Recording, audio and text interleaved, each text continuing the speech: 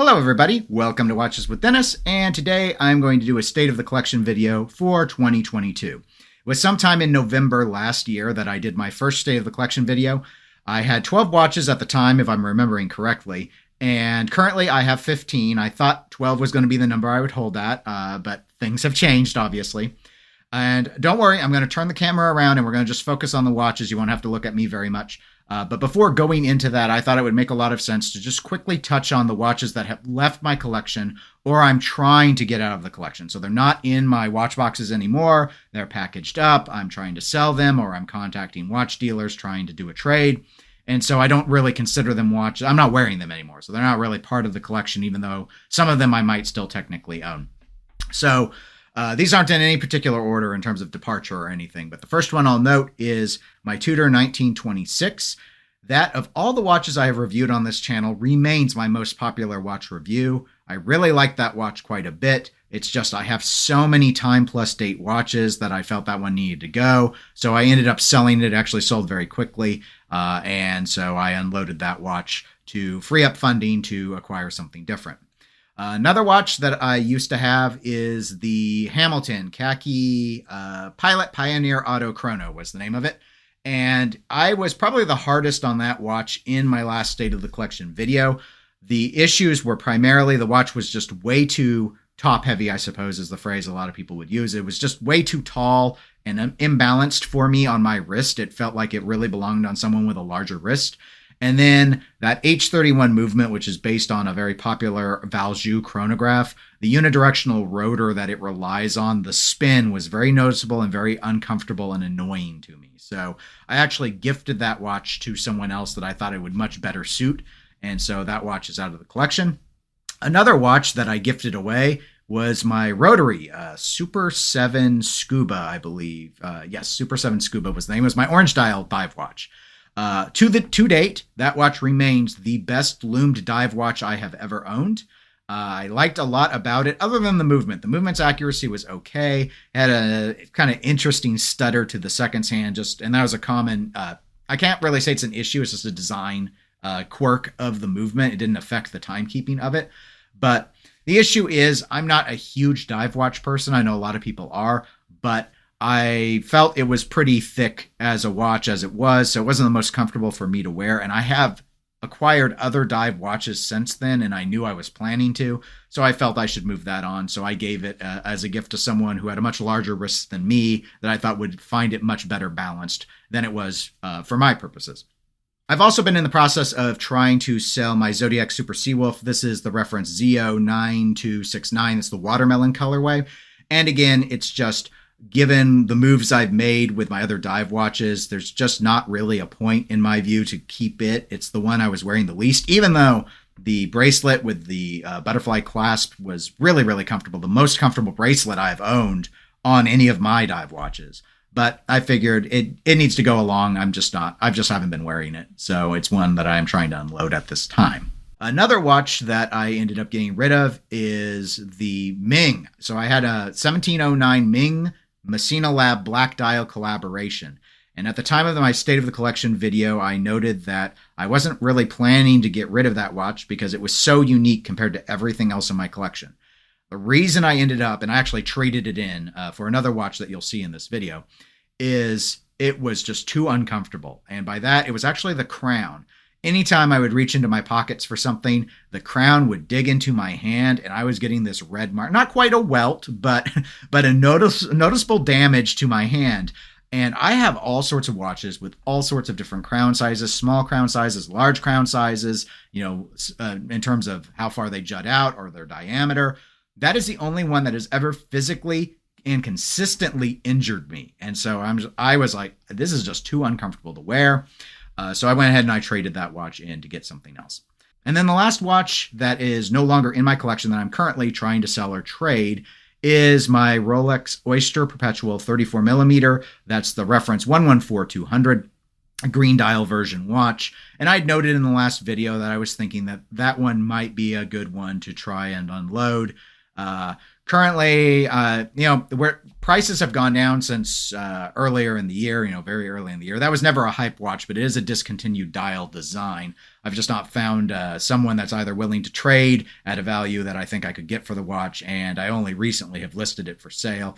Watch is extremely comfortable, but 34 millimeters is not very popular sizing, so that more relates to trying to unload it than it does me keeping it.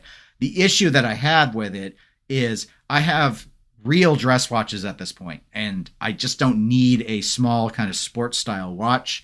And given that it's a Rolex, I figured the funding that I'll probably be able to generate or trade out of that will get me into a different brand that I haven't yet owned. And so it's more about diversification. Best bracelet I've ever owned is on that Oyster Perpetual, but that's not reason enough in my view to continue to have the watch. It's also unfortunately my only green dial watch. So currently I am without a green dial watch, and I have been looking at some others to move into. Let's go ahead and start with the novelty watches. I have 3 watches, which I sort of classify as novelty or fun watches. This one is the Mr. Jones Watches Ricochet. It was designed by LeCoultre. It does have a mechanical movement. It features a jump hour for the back box time, and then there's a 5-minute increment disc wheel for the minutes to be reflected. There is also a disc for the seconds. It won't tell you the seconds, but it does allow some movement in the pop bumper and insert area of the watch. Obviously, the gilt foil robots are pretty interesting. This is one of the limited edition models that Mr. Jones Watches first did. This is very common for them to do something like a 100 run count. And then if the demand is sufficient for the watch, they will make some minor modifications and put it in the mainline collection. And that is the case here. So if you're willing to give up the seconds disc doing its motion in the playfield of the pinball machine, and if you're willing to accept instead of this purple, I think it's more of like a turquoise or a light blue in the background behind the robots, you can still get this watch. It's now available through Mr. Jones Watches, obviously, but it is part of the main collection at this point. My second novelty watch is a Spiro Agnew watch. This is from the Dirty Time Company. The Dirty Time Company does not exist anymore, and obviously the demand for Spiro Agnew watches also doesn't really exist anymore.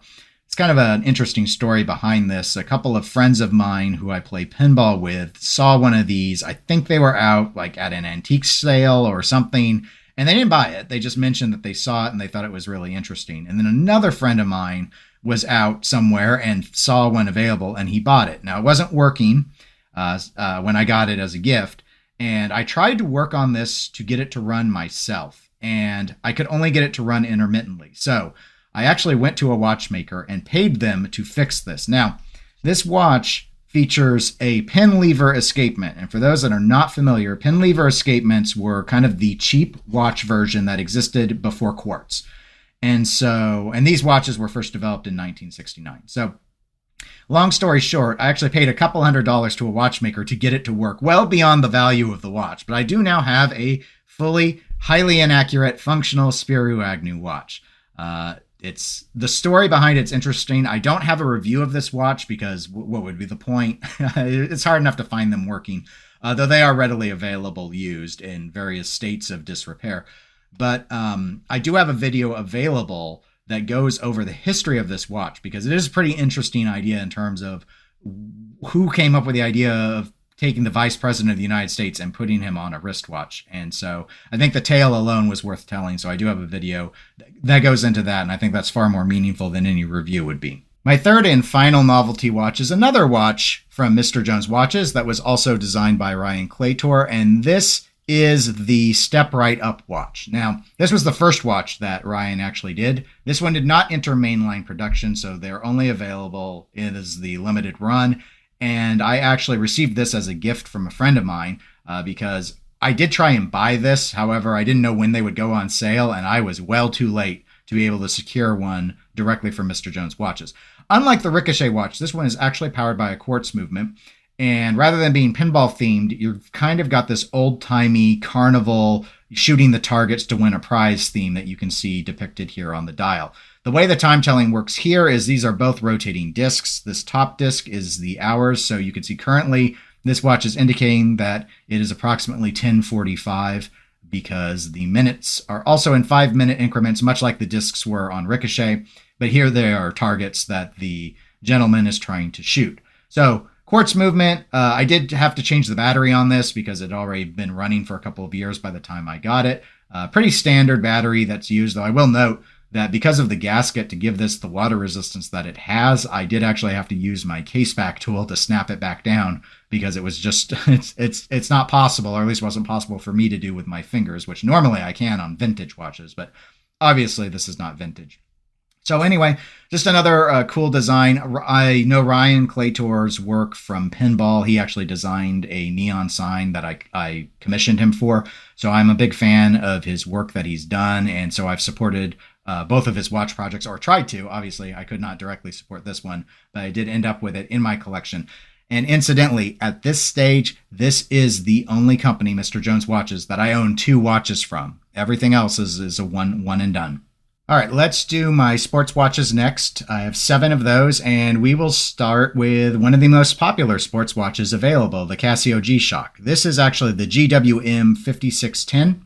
So this is one of those that syncs with the atomic clock, and thus it is my most accurate watch because it's the only one I have that does that. It offers a number of features, including alarm functionality, stopwatch. It has a backlight so you can read it. There's a newer version of this now. This was actually a Christmas gift I received, I believe, at the end of 2020. So I probably wear this watch more than any other simply because this is my go-to watch for doing yard work, doing exercise, if I'm going to work on the car, basically anything that I am worried about the watch getting beat up, or I think I'm going to do a lot of shock to my arms, I go ahead and I turn to this. And even with the mineral glass crystal, this is held up really well. I don't see any notable scratches in the crystal, the band. It's silicone nature. It's got some wear, but it's holding up well. Back of the watch is still pretty good. So yeah, I haven't actually put it through that many paces, I don't think, or at least whenever I wear it, I don't end up doing a lot of damage. But it is currently the watch I wear more often than anything else. Next up is my one field watch in the collection. This is a Marathon GPM. It would be the SKU is WwD Club. So this is a hand wind only watch, 17 jewel movement. It does have the US government branding towards the 12 o'clock position. You can get it without that. Very basic brushed case and closed case back like you would expect. This is a 36 millimeter watch. A lot of times, including on Marathon's website, they'll often advertise it as 39, but that does include the crown. So just be aware, it is a very small watch. I think historically, a lot of field watches of this era were 34 millimeters, and Marathon does offer that. I went with this because of the 24-hour configuration. You have the 1 through 12 clearly and largely marked towards the exterior of the dial, and as you move inward, you can see in much smaller font the 13 through 24, which I would say is probably most known on a Hamilton design. A lot of their khaki field watches go with this, but I wanted to be a little bit different, and so I looked for hand wind only watches that did this configuration that were not Hamilton, and the one I ended up going with was Marathon, in part because I like the price point, in part because I like the size, and in part because of the tritium tubes that it uses for luminescence. So this is my one tritium watch. So it does not glow via charging light like Super Luminova would. Instead, it uses a radioactive decay to basically ignite a phosphorus and allow it to glow with a half-life of, I think, something on the order of 12 to 13 years. So anyway, I just thought it was a really interesting watch. I don't wear this one all that often anymore. It was just, at the time, I really wanted a field watch, and I thought this one kind of met all of the things I wanted. This is a crown and buckle third-party NATO-style strap. It does come on a NATO-style strap, but it only has one keeper. If I recall, that was the issue I had with it, so I wanted something that just felt a little more traditional to me. So I ended up throwing it on a third-party in this instance. Next up is my Rolex Explorer II. This is the 16570. This one's serial build date indicates probably somewhere in the order of 2003 to 2005. I actually got this in 2008, well before I was collecting watches. This is my first quote-unquote nice watch. One of my favorites, of course. It does have a lot of marks on it, which I put on it. It was in nice condition when I got it. I did buy it used, but it was in nice condition. But I wore this pretty hard because I didn't have a G-Shock back then. I wore this for everything that I did because it was really my only watch. And so this is one that I don't ever really expect to leave the collection just because of sort of the sentimental aspects to it. It was my first sort of pay raise, performance related, that I got in my profession. And so I went out and decided I was going to quote unquote upgrade from my Citizen watch to a Rolex. I was not familiar with the Explorer II, but I thought the white dial would go with everything I would want. And so I did actually get this watch serviced in 2020. So it has run a lot better since then. It was running quite fast before then. But by quite fast, I mean, I probably was resetting it once every 1 or 2 weeks because I'd noticed to be about a minute ahead. Overall, I do like this design more than the modern ones. There are now 2 model numbers ahead of this at the time of this recording, and they upped the size of the case. And while I do really like the orange GMT hand, this one uses red. Other than that, I don't really like how the case looks ever since they kind of bloated it. This is not the default strap. It comes on a bracelet. I do have the bracelet. This is one of those Blue Shark straps. I decided I wanted to try this out, dressing it down a bit in a NATO, and I had ordered a few of these for some other watches, and so I got a color scheme that I thought worked on this. And I don't wear this watch nearly as much as I used to.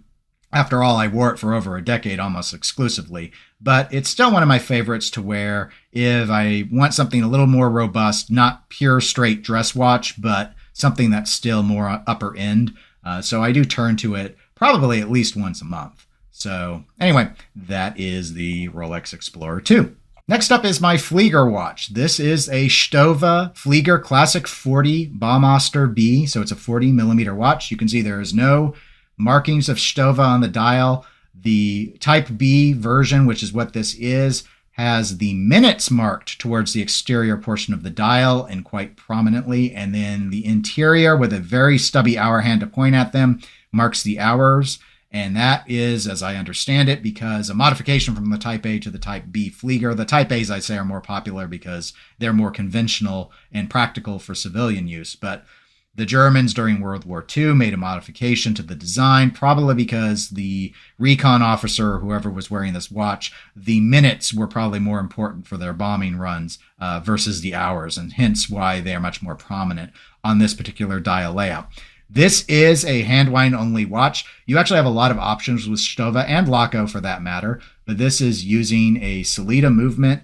I actually wasn't going to have this wound for the video, but I actually wore this watch yesterday, so hence why you see it still running.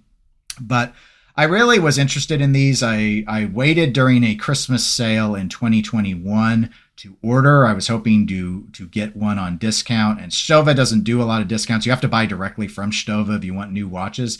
However, during the Christmas time, they are fond of unloading their kind of display case watches, the watches they take to shows. So you get a little bit of wear. They put new straps on them, and that's what I ended up doing. They did finally they did a lot of sales on Type A's, but they finally did one on Type B's, and so that's why I ended up getting it. So they do some mild decoration to the Solita movement that they install in the watch, but otherwise, it's just, this was always the Flieger style I thought was more interesting because the Type A is just seen so much because it's so practical, but I wanted something that kind of screamed pilot watch. This is really the only pilot watch I have in the collection. You could consider a pilot watch a form of a field watch, in which case you could also kind of rank the Marathon with it.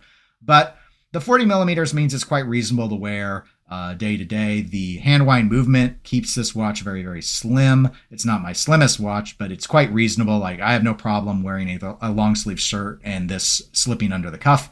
And so I just like to wear this. I probably put this one on every other month at least. I make sure I keep it in the rotation. I have nothing like it, and so I'm a big fan of it, and I'm still really glad I ended up buying it.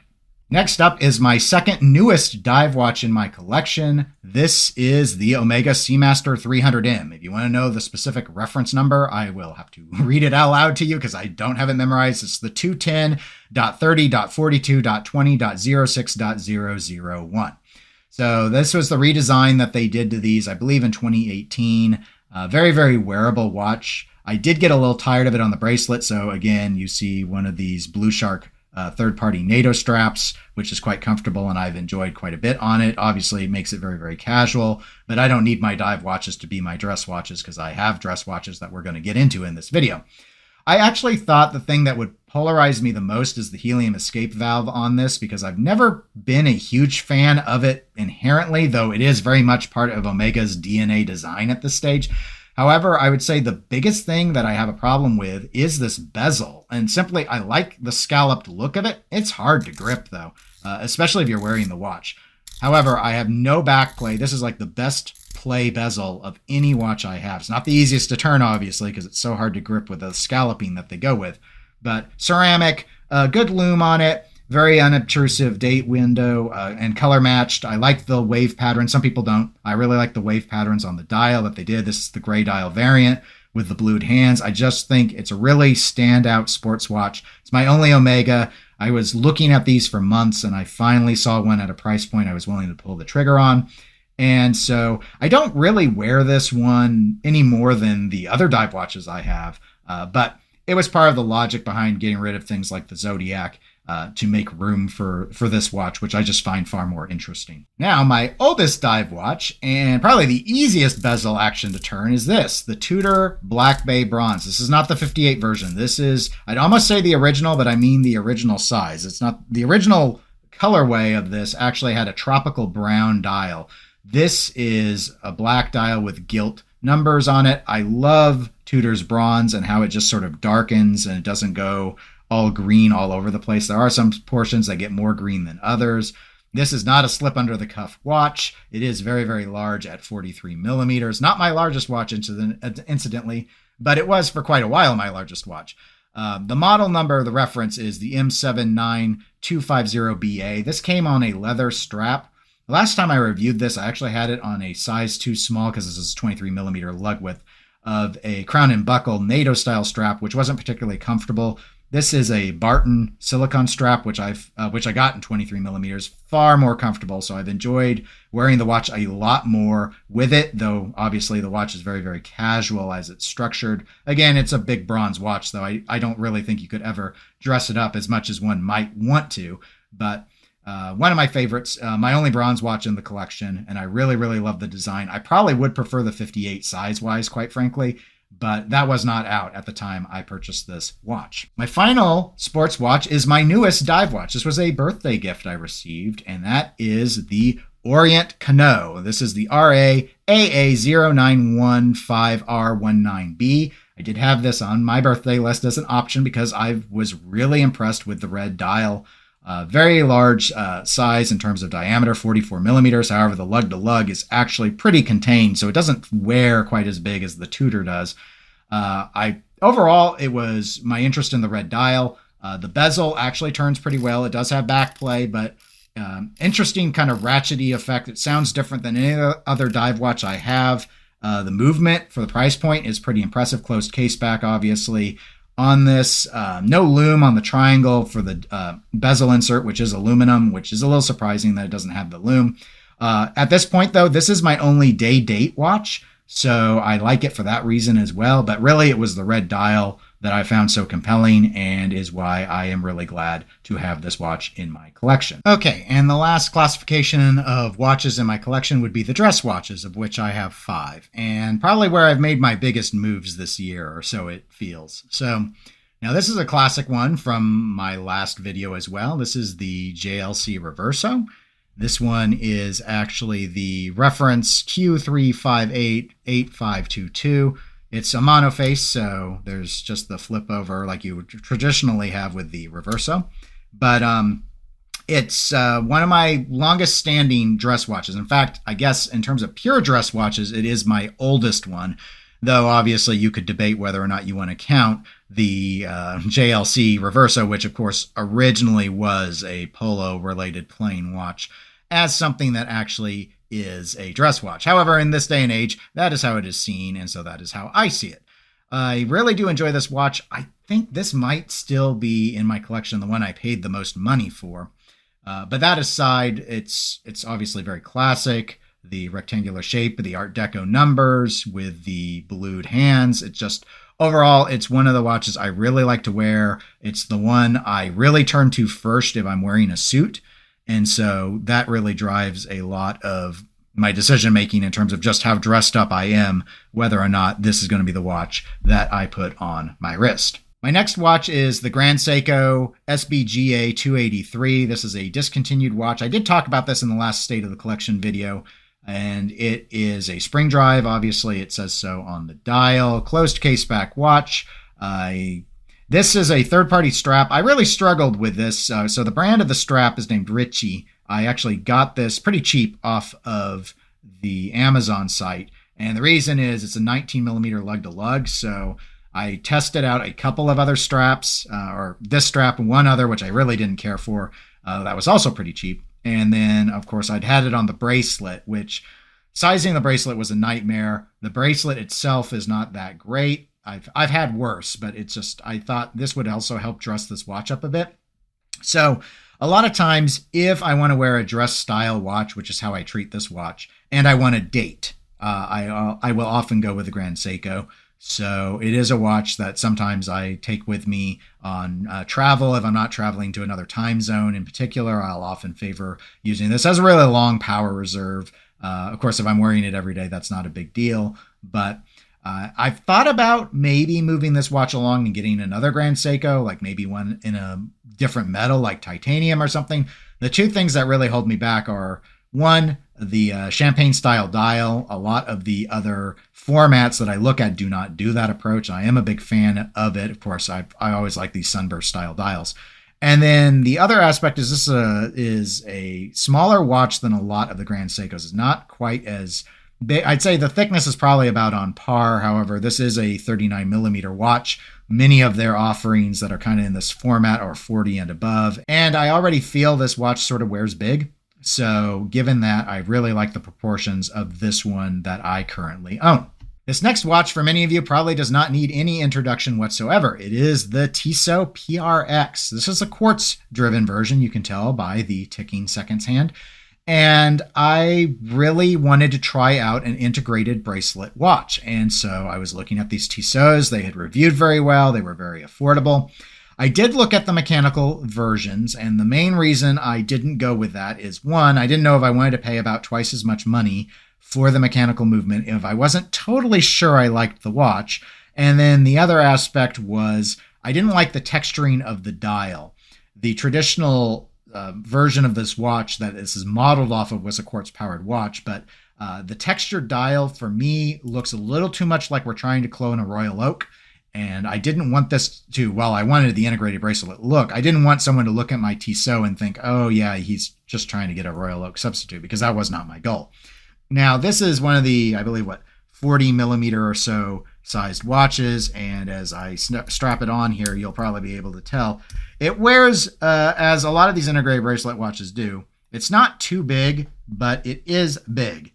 And again, you could say this should be considered a sports watch, but I've categorized it based off of how I wear it. And I wear this with its very, very kind of luminescent, I love the brushed light play of the bracelet. I wear this like a dress watch.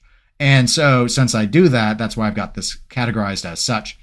On retrospect, I think I probably would enjoy the 35 millimeter versions better, that are obviously significantly smaller, especially for that dress watch aesthetic. That said, this is pretty comfortable to wear. I do turn to this one a lot if I just don't want to set a watch. So it's like if I need a kind of dress style watch and I, for whatever reason, am in a big rush, like I just put off getting in the car too long, I'll reach into the watch box and I will grab this rather than any of my mechanical pieces, which almost assuredly will be stopped at the time that I need them. My next watch is my newest watch in my collection. This is the Cartier Santos 100 Large. This is the reference W20073X8. I had been looking at the Santos for quite a while. I do like tanks. However, because I own a Reverso, I've never really seriously considered buying a Cartier tank because I think they sort of occupy the same space a little bit too much. But the Santos, with its much more square design rather than a elongated rectangular design, to me, really stood out quite a bit. Obviously, this is a very large watch, so it's interesting. It's on a leather deployant strap, and it's playing by all the rules of a dress watch pretty much, other than, of course, it does have the sweeping center seconds hand. But in addition, I think more importantly to a lot of dress watch fans, this is an extremely large watch. Largeness is, of course, relative. It's very large for a rectangular modeled watch. So, and the lug-to-lug on these is like 51 millimeters. So the width isn't as bad, but the lug-to-lug is pretty sizable. I will note that the case itself, the entire case, as you can see here, curves. That curvature does allow it to hug the wrist very well. This hugs the wrist better than any other watch I have ever owned because the entire case is sort of sloped like that. And that also applies to how the crystal and the bezel are here. So it does slide under cuffs pretty well. At least in my experience, it slides under cuffs pretty well. And so, yeah, I got this because it's been a design I've been really interested in. I've been looking at Santos watches for quite a while. I was looking mostly at smaller ones. However, this one came up at a price I thought was reasonable. And after I experienced other watches with even larger lug-to-lugs, I felt confident that I could pull this one off. My final dress watch, somewhat, I suppose, ironically, is the biggest watch in my collection. This is the IWC Portuguese hand-wound reverse panda model. The reference itself is the IW545404. This is a discontinued model, kind of like the Santos 100 is now discontinued. Very large watch, about 52 millimeters lug-to-lug. It is the largest lug-to-lug of any of the watches I own. It's also a 44 millimeter case size, not including the crown. It is driven, in fact, by a pocket watch movement, which is what initially attracted me to this watch. They do have modern versions of this watch. The Portuguese line is still made. It's called the Portugueser now. But the modern ones often use wristwatch movements and are slightly, and I mean slightly smaller. We're talking like 42 millimeters, I think, are the current automatically wound iterations. This is a little hard to wind, and you can tell from the light play from my lights here and the bluish glow that there is anti-reflective coating, some on the exterior, so that's very easy to scratch. Omega's prone to having that too, so just FYI. I think I had read, I should say, that they've toughened up their AR coating after these models were made, but this one has the old version, which is easier to scratch. There's a lot, though, dress-wise about this watch I really like. So it's got a traditional small seconds with just a splash of color at the 60-second marker. You've got these very large, easy-to-read leaf-style hands, the railroad track, just the whole font usage here. Very minimal text. I mean, we just have the Swiss made at the bottom and the IWC up at the top. And so overall, very nicely contained case size. Obviously, it's not automatic, so they were able to keep that down, even though they're using a pocket watch movement. And I just really like the way it looked. I like the way it wears pretty much. I'd say the Cartier Santos with its curved case does wear better overall, but they did curve the lugs here, which does help with that 52 millimeter lug-to-lug. So this isn't as bad as it sounds on paper, but make no mistake, this is, and I'll kind of give you a quick demonstration, this is a big watch. And I do not think I would ever go larger on the lug-to-lug than this watch does, but I do think it's interesting, and as a dress watch statement piece with the size being the statement, I do think it's one worth keeping. Alligator strap, obviously they are going with a dress watch aesthetic with everything about the execution of this watch other than the size. And again, it's important, I think, to understand that the Portuguese, when it was created, because of the desire for the accuracy at the time, it is a watch that relies upon having a pocket watch movement when it was first invented. It's meant to be a large watch. It was way too large for the times. It kind of makes sense that it's still too large for the times today. And that was the logic I went behind with deciding to embrace this version of it. So that's it for this State of the Collection video. I think a natural question that one would ask, or at least I ask because it's my collection, is what am I planning to do moving forward? And I'm not going to touch on which watches I'm thinking about moving on, but obviously there are some that I've owned that I've shown you today that I'm thinking I might not keep, especially I'm trying not to get too many. I don't want to be one of those people with dozens upon dozens of watches that I just don't wear.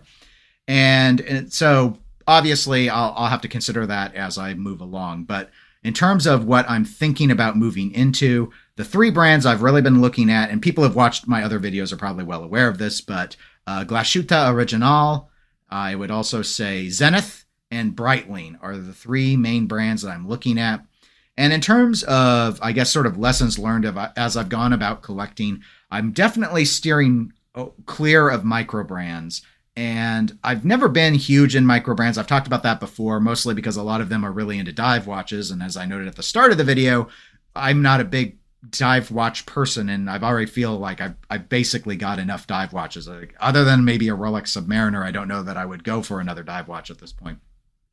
But all that being said, trying to unload some of these watches has been difficult. The Zodiac has been difficult, for example, because no other watch companies want to won't even consider trading it. They consider it a micro brand, and so I have to try and sell it. And obviously, it's going to take a hit versus new, which most watches should. But the interest, like the number of views I see compared to something like when I sold the 1926, has told me, if you're not sure about something, sticking with main brands makes it easier to get rid of them if you end up not liking them or you fall out of interest with them or things of that nature. But anyway, that is it for this video. If you enjoyed the video, please do give it a like, as it helps the channel out. And click the subscribe button if you'd like to be notified when I release a new video. And otherwise, I hope everyone has a great day.